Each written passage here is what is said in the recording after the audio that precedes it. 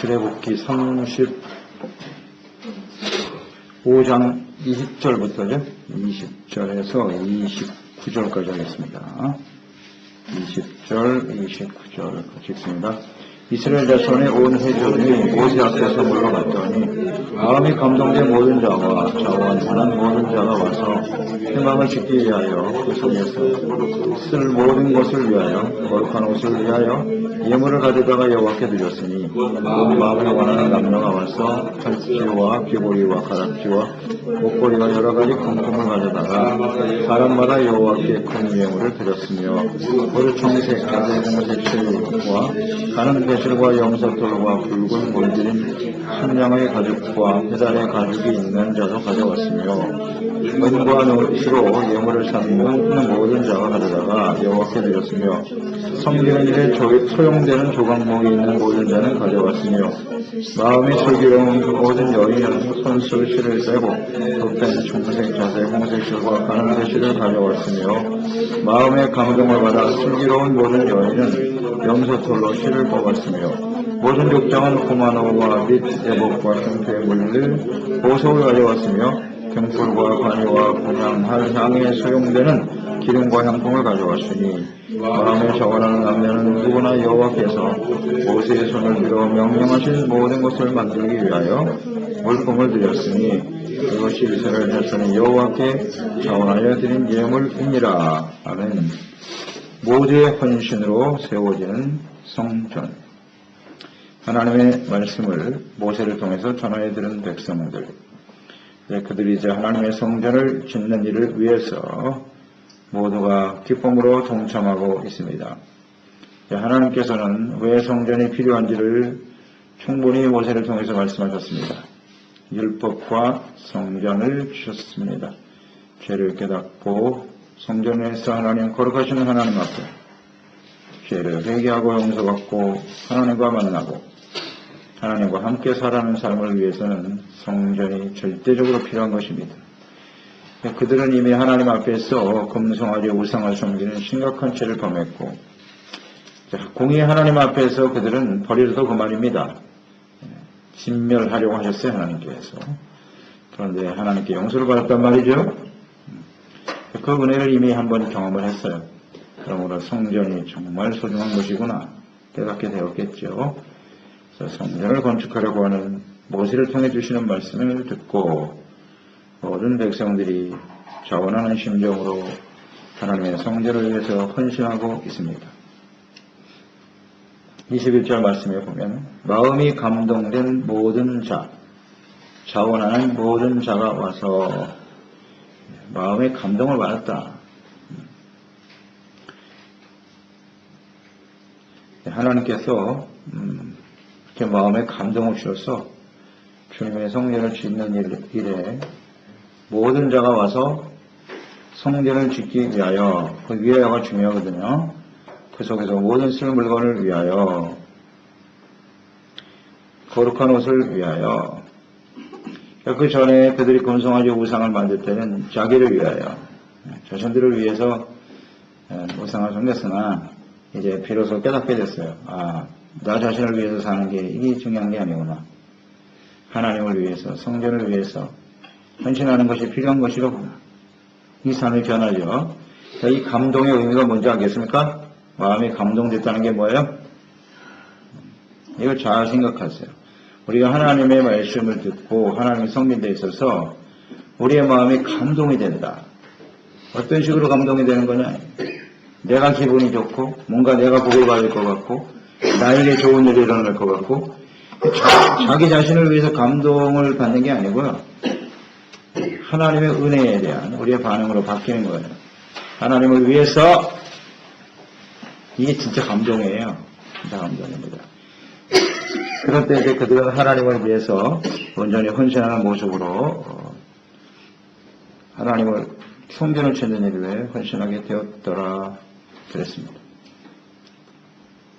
그래서 그 모든 재물을 금은 노 소중한 것들을 다 하나님께 드리네요. 때로는 실을 드리는 사람도 있고 또 보석들을 드리는 사람도 있고요. 금은 보석을 드렸다. 그래서 그들은 사실 애굽에서 나올 때 애굽 사람들로부터 그것을 취하여 가지고 나왔는데요. 하나님이 허용하신 거죠. 가지고 가라. 하나님께서 그 모든 은금 폐물을 가지고 나가도록 하신 이유가 뭘까요? 하나님 백성들은 그것을 가지고 가면서 무슨 생각을 했을까요? 은금 폐물을 가지고 가면서 이것은 우리가 하나님의 성전을 짓는 일에 쓸 거야. 그런 생각 했을까? No. 전혀 그런 생각 없었죠. 무슨 생각이 있었어요? 오직 이 재물은 이제 우리가 정착해야 될 그 땅에서 잘 먹고 잘 살아야지. 삶에 필요한 것이라고 생각했을 거예요. 그렇죠? 이건 정말 없어서는 안 될 소중한 것이라고 생각했겠죠? 고향을 떠났잖아요. 지금까지 살던 자리를 떠나서 새로운 곳에 가는데 가장 중요한 게 뭐겠어요? 돈이지 뭐. 그거 없으면 내가 생존 자체가 불가능한데. 근데 그걸 이제 하나님께 어떻게 했다? 드렸다. 이게 쉬운 일이에요? 쉬운 일이 아닙니다. 이거 보통 감동이 되지 않고는 그 재물을 놓지 못합니다. 이거 드리면 내가 앞으로 어떻게 살아요? 아무것도 모르는 그런 새로운 땅에 가서 내가 정착하고 살아가려면 가장 필요한 게 재물이고 돈인데.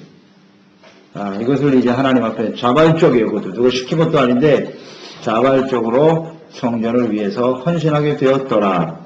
이것이 진정한 감동의 의미입니다. 애국을 떠난 이스라엘 백성들은 아마 그것을 생명처럼 소중하게 여겼을 거예요. 은금 폐물을요. 이게 있어야 그래도 가서 살지. 이 소중한 것을 하나님께 드렸단 말이죠. 물질이 있는 곳에 마음도 있다고 했는데요. 그러니까 이 백성들이 이렇게 헌신하게 된 가장 결정적인 이유, 어떻게 이렇게 드릴 수 있었을까요? 그들은 이제 재물이 전부가 아니구나. 이 하나님을 온전히 믿고 순종하고 따르면 하나님께서 이 모든 것을 우리에게 더하여 주시겠구나. 아멘. 이걸 깨달은 거예요. 그러니까 자원하는 마음으로 드릴 수 있겠지요. 깨달아야 돼요. 우리의 인생이 나의 능력, 내가 가지고 있는 재물, 이것이 나의 삶을 지켜줄 것이라고 생각하는 사람이냐? 아니면 이 모든 것을 하나님께 드려도 나의 삶의 주인은 하나님이시고 앞으로 주어지는 우리의 인생은 하나님께서 친히 돌봐주시고 이끌어 주실 것이다. 이것을 믿는 사람이냐? 하나님 앞에 헌신하는 것을 보면 알아요. 굉장히 중요한 문제인데 우리 스스로도 평가할 수 있는 것이고 나 자신에 대해서 주님을 위해서 정말 소중한 재물을 헌신할 수 있다고 하는 것은요. 하나님께 대한 믿음을 가진 사람이냐 아니냐 분별할 수 있는 것이 아닐까요? 기준이 되겠죠? 이 백성들이 이걸 하나님 앞에 내놓았단 말이에요. 물질과 시간을 들이지 않고는 하나님께 대한 어떤 믿음과 사랑을 설명하기는 어렵습니다. 말로만 사랑하는 거지 아직도 재물을 물질을 하나님께 드릴 수 없다는 얘기는 여전히 자기를 위해서 살고 있는 거죠. 하나님이 그걸 책임져 주실 것이라고 하는 것에 대한 믿음과 신뢰가 없는 거죠. 그래요. 우리가 하나님 앞에 드려 헌신하는 것은 하나님의 사랑을 증명할 수 있는 기회고요. 또 하나님의 은혜와 축복을 받을 수 있는 기회이기도 합니다. 헌신은 기회예요, 기회. 근데 마음에 감동이 안 되는 것이 문제지. 감동이 안 되는 것이. 그것은 아직도 교회와 성전의 중요성을 몰라요. 교회와 성전이 나를 위해서, 나에게 무엇을 해줄 것이냐. 여전히 이런 생각을 가지고 있다는 얘기죠. 내가 주님을 위해서, 교회를 위해서 뭘 어떻게 할 것인가. 이것이 진정한 헌신의 시작이죠. 위하여라는 말에 주목하시기 바랍니다. 그리고 마음의 감동이 돼야 된다는 거.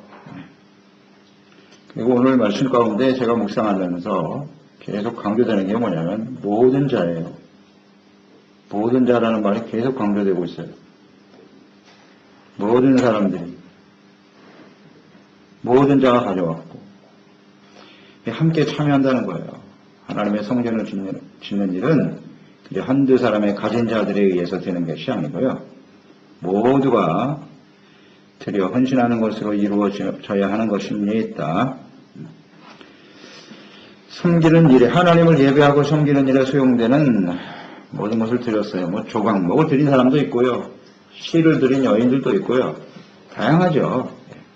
다양합니다. 그러나 중요한 것은 그것이다. 하나님의 성전을 짓는 데 있어서 필요한 것이다.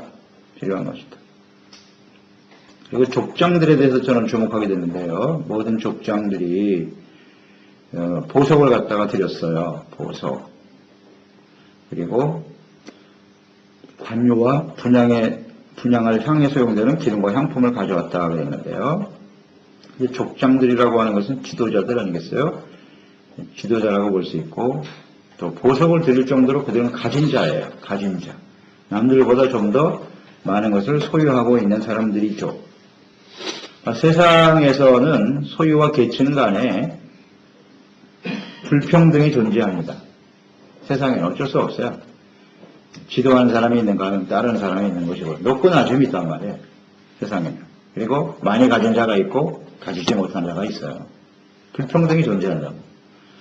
그런 상황에서 많이 가진 사람, 좀 높은 자리에 있는 사람은 남들보다 더 많이 헌신하고 드려야 하는 것입니다.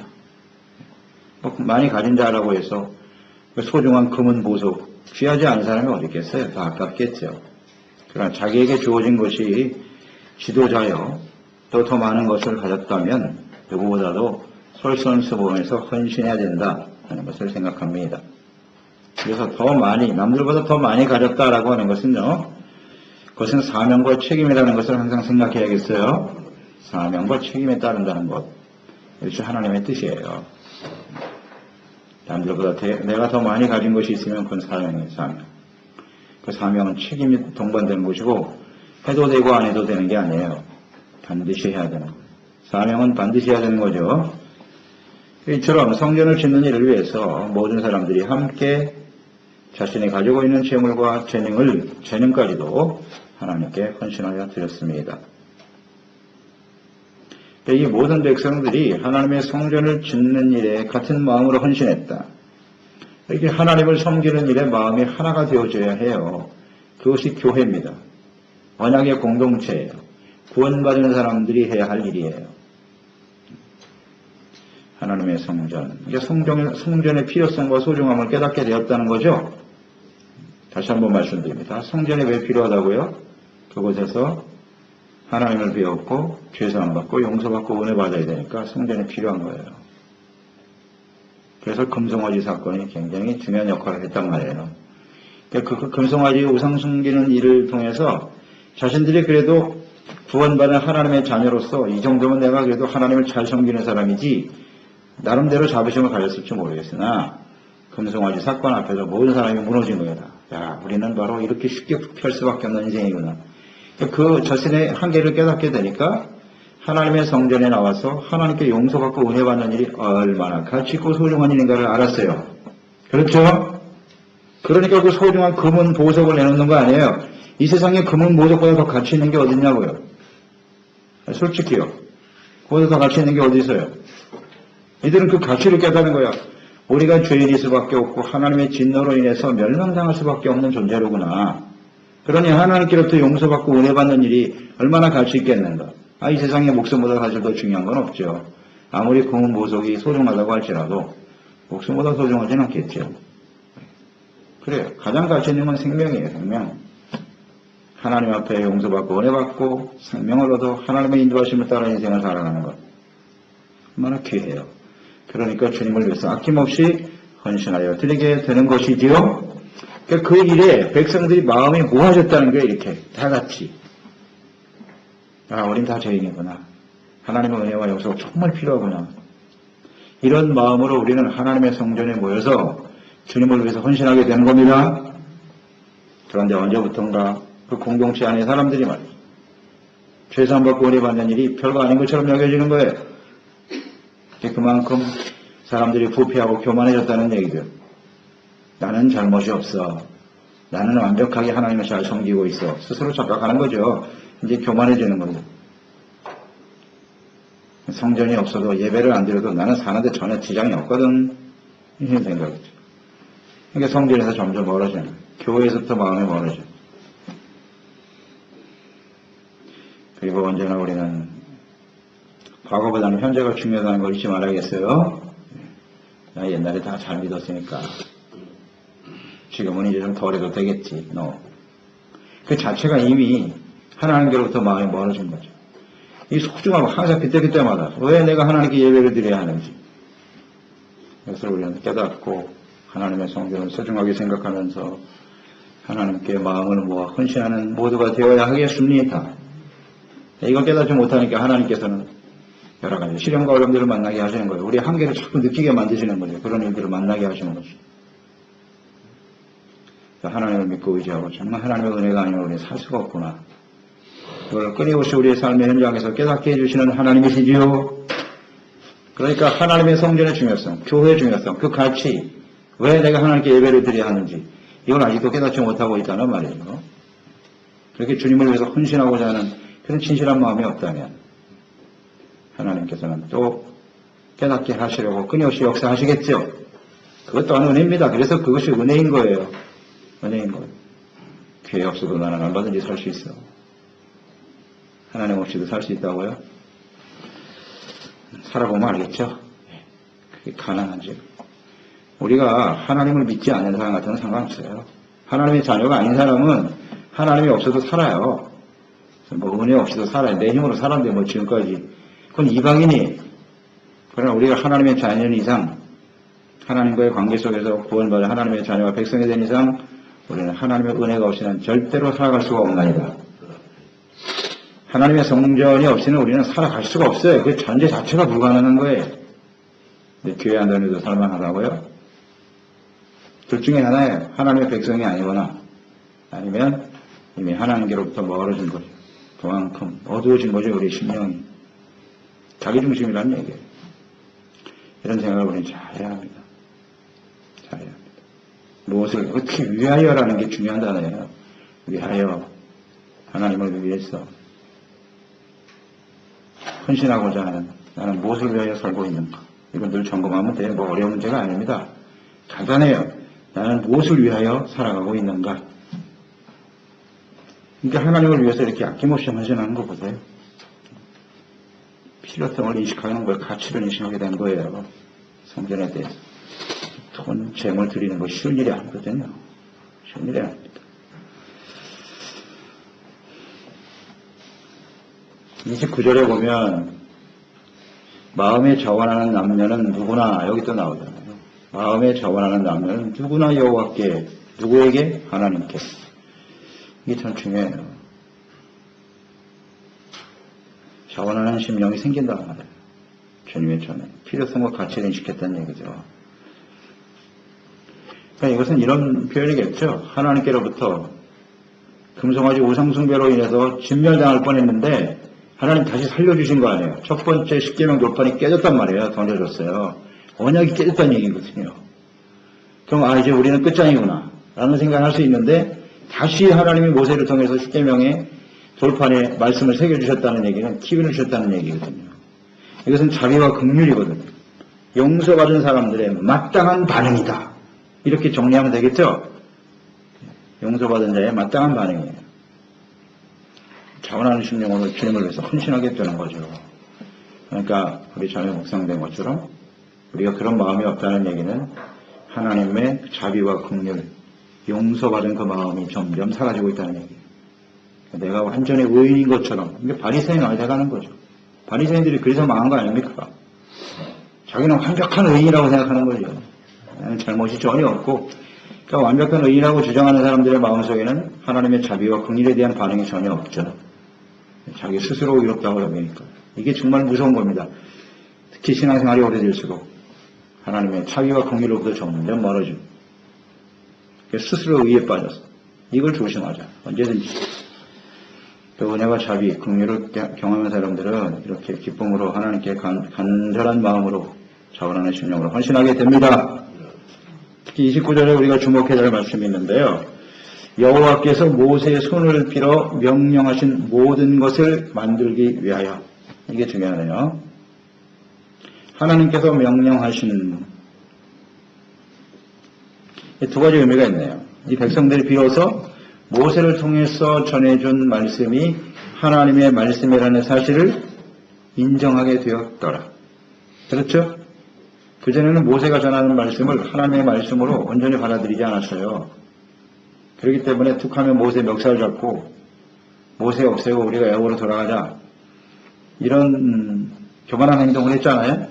그러니까 이제 모세를 통해 주시는 말씀이 하나님의 말씀이로구나. 인정했다는 얘기입니다. 그래서 지금 아낌없이 헌신하며 드리게 된 것이죠. 또 하나는 여호와께서 명령하신 것을 만들기 위하여 그랬으니까 은혜 받은 성도는 하나님께 헌신하는 데 있어서 자기가 드리고 싶은 것을 드리는 것이 아니라 하나님이 원하시는 것을 드려야 한다. 그것도 우리가 묵상되죠. 그러니까 우리가 몸을 불사르는 희생이 있다고 할지라도 하나님의 필요, 하나님의 뜻, 하나님의 계획과 다르면 아무 소용이 없다는 얘기예요. 주님을 위해서, 하나님의 나라를 위해서, 주님의 말씀을 이루기 위해서 드려져야 된단 말이에요. 하나님은 성막의 구조와 설계를 계획하셨어요. 거기에 필요한 모든 재료도 구체적으로 말씀하셨어요. 말씀하셨습니다. 하나님의 성전을 짓고 하나님이 필요에 따라서 하나님 말씀하신 대로 그 명령을 지키기 위해서 드려야 되는 거예요. 여기 조각목을 하나님께서 필요하다고 했는데, 야, 조각목 가지고 온 거 안 돼. 나는 박달나무를 드릴 거야. 가장 좋은 무슨 주먹을 드릴 거야. 그래봐야 소용없다는 얘기예요. 자기가 좋자고 내가 이렇게 하는 것이 더 낫겠지. 이런 식의 헌신이 아니고 말씀하신 대로 하나님의 필요, 하나님의 뜻을 이루기 위해서 우리가 헌신하여 드려지는 사람이 되어야 하겠습니다.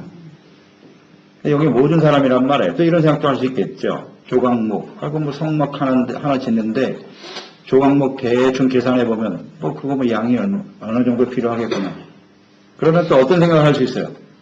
내가 가지고 있는 조각목밖에 없는데 이거 뭐 드릴 사람이 얼마나 많아. 내가 드리면 차고 넘칠 것 같아. 내가 아니어도 다른 사람이 하겠지.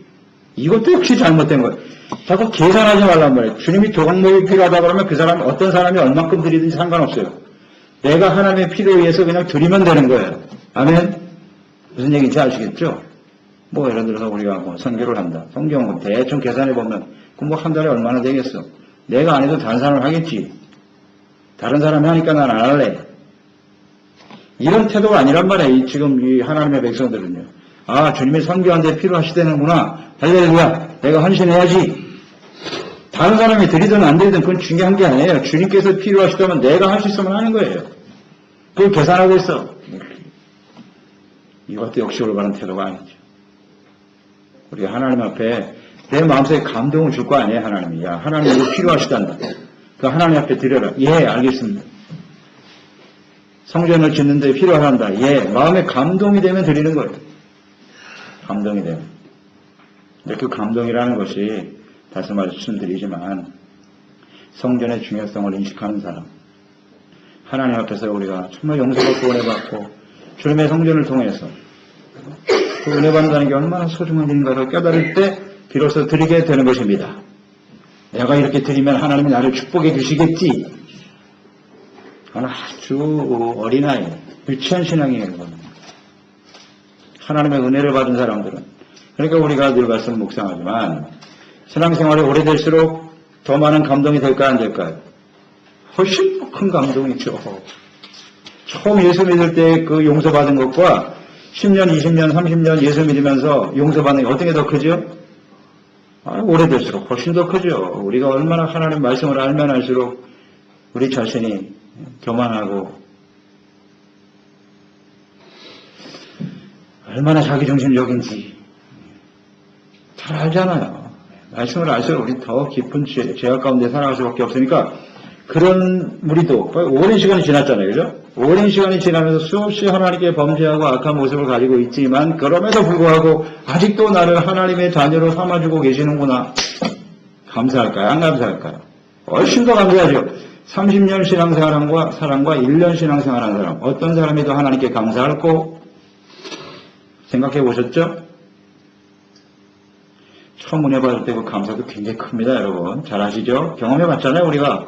처음 예수 만나서 거듭나서 은혜 받을 때 그 감격과 기쁨. 처음 은혜 받은 사람들 보세요. 얼마나 열심인지요. 오래 믿는 사람들이 깜짝깜짝 놀랄 정도예요. 야, 저 사람 대단하다. 근데 한편으로 생각하겠지. 그거 얼마나 가나 보자.